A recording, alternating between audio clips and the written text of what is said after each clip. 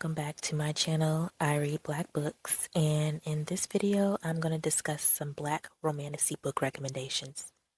While popular romantasy books are dominating our social media feeds, it feels like the brilliance of Black authors in this genre is flying under the radar, and I cannot let that go on anymore. So that's why in this video we'll be getting into the magical world of Black romantasy for adults, no YA. Check content warnings before reading. I had never heard of this series before stumbling upon it in my local library one day. Support your local libraries, by the way. They are great resources, and through them you can have access to almost any book you want without spending any money. So this is your reminder to get that library card, if you haven't already. The Tales of the Riven Isles is an epic fantasy series by W.A. Simpson. This is what we call a high fantasy, and we see that with the first chapter and how the author just puts us in the world of talking swords, magic books, magic boxes, witches, and curses. So book one is Tinderbox, and it's about a witch who comes home to find her grandmother and mentor unalived. Also, her grandmother's most prized possession, a magic tinderbox, has been stolen. Being that they're witches, the main character and her grandmother are ostracized by the local townspeople, so no one comes to help her. She vows to get revenge on who did this, and she thinks she knows who did it, the king. And she plans to infiltrate his court so she can get close enough to him to get her get back. And while doing this, she gets close with the prince, who is trying to save his homeland and going through his own ordeal. Together, they face fae, dark magic, dark realms, and betrayals on their journey to find what they both seek. It took some digging, but I was able to find the author's character inspiration art for the characters in this book and was happy to see that they were mostly Black, including the two main characters who we see involved in the romantic subplot of the story. The romantic subplot is carefully placed and not a huge part of the story. There is a good built-up slow burn tension that adds to the charm and thrill of the story. And book two is Tarotmancer. You can read the synopsis there. I haven't gotten into this one yet, but I'm hoping it's as good as the first one. I'm really glad I stumbled upon this book series in the library. Leslie Penelope is leading in the Black romantasy game right now. She prides herself in her world building skills, and I've detected no lies. I'm starting with her Bliss Wars series because it's her latest, but I've actually discovered her through the Earth Single Chronicles, which I'll get into next. So the Bliss Wars is a Fated Mates romantasy series, and Fated Mates is when two characters are destined to be together. In book one of the Bliss Wars series, which is Savage City, we are introduced to this dystopian world where our main character finds herself in after an accident in our times. And in this world, there are two shifter clans of people at war with each other. The Mali, who are royally and physically superior, and the Fae, who live in the forest and thrive off magic and simple living. Somehow she is the complete doppelganger of the Namali princess who has been missing, and now the main character is being mistaken for her and has to assume her role and duties and shifting capabilities. Her fated mate is a Fae warrior taken captive by the Namali who finds his attraction to her irresistible, and so begins this epic saga of two enemy clans on the brink of annihilation with the love and lies that can keep them alive and also be their undoing. In books 2 and 3, we see a continuation of the main plot, but with two different couples who were characters in book 1. So you have to read them in order. What I loved about this series is that I know it's Black, and that's from Leslie's excellent character description. I didn't have to guess or stalk through her Instagram photos, but she did post her character inspo on her page, which helped tremendously, and it's something that I wish more authors would do. And another great thing that Leslie does as well is that she gives you kind of like a summary in each of her books, in the beginning of each of the books in the series. Like she kind of summarizes what's been happening, and it's very good to have that because sometimes you do forget. So that is the Bliss Wars trilogy by L. Penelope. They are adult romantasy books. There is some spice, but it doesn't take away from the plot of the story at all.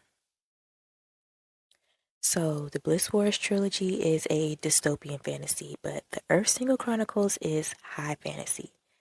There's just this element of complex world building within this series that actually kind of threw me for a little bit because it's something that I hadn't seen in Black literature at the time. And the fact that I came across this book randomly at Barnes and Nobles, like, no, you just didn't see books like this out in the world at that time. And this is coming from someone who's read some of the Shannara trilogy and watches the entire Lord of the Rings trilogy at least 4 times a year, once per season. So when you think of high fantasy, it's always white. And as I began reading A Song of Blood and Stone, I realized that this lady was about to change the entire game for me. Now, we don't see a black romance subplot in this one. I'm just going to go ahead and put that out there. But the main character, Jasminda, is black. So in book one, we learned that there are two lands separated by a veil.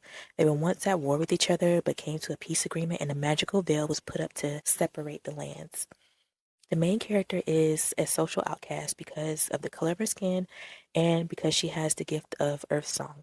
So she spends her time alone until one day a spy stumbles upon her home after being chased by soldiers. And through him, she learns that the veil is weakening on one side and one side is plotting a war against the unsuspecting other side. So together, Jasminda and the spy, they try to prevent this and pretty much end up falling for each other on the ride. So again, like I said, book one does not have a black romance subplot, but book two does. And book two includes characters from book one. So I can't really tell you what it's about without possibly spoiling it, but I can tell you that it's an enemies to lovers cat and mouse type love story, and it's really good.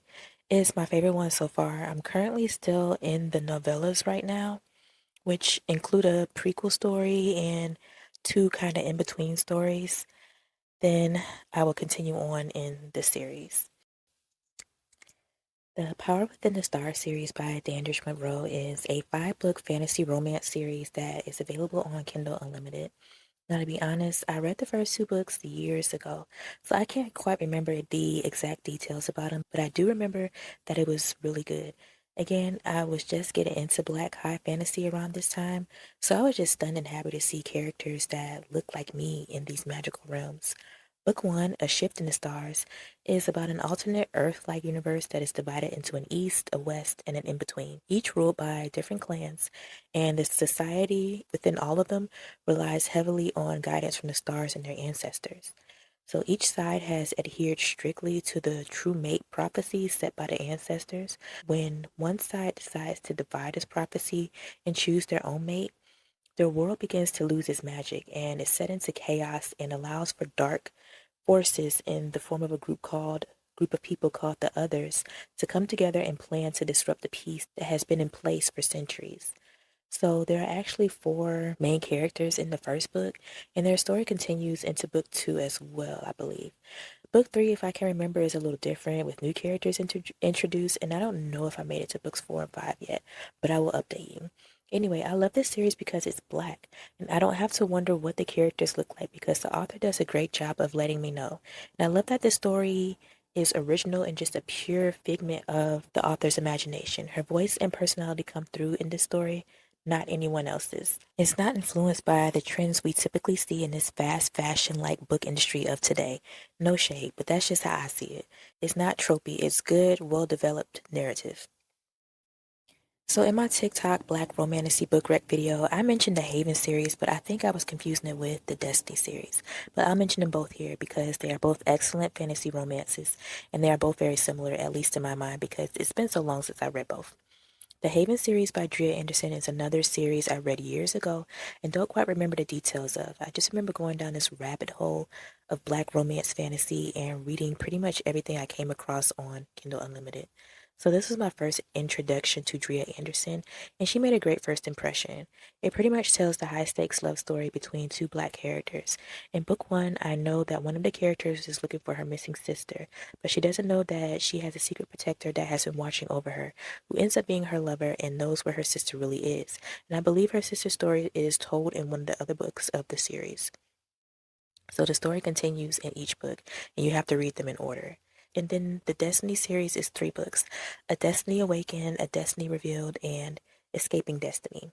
And honestly, I'm just going to read these again because for the life of me, I cannot remember the details enough to give you a cohesive synopsis of this series. I know each book focuses on a different couple and that the stories are intertwined with the main plot. I just can't remember.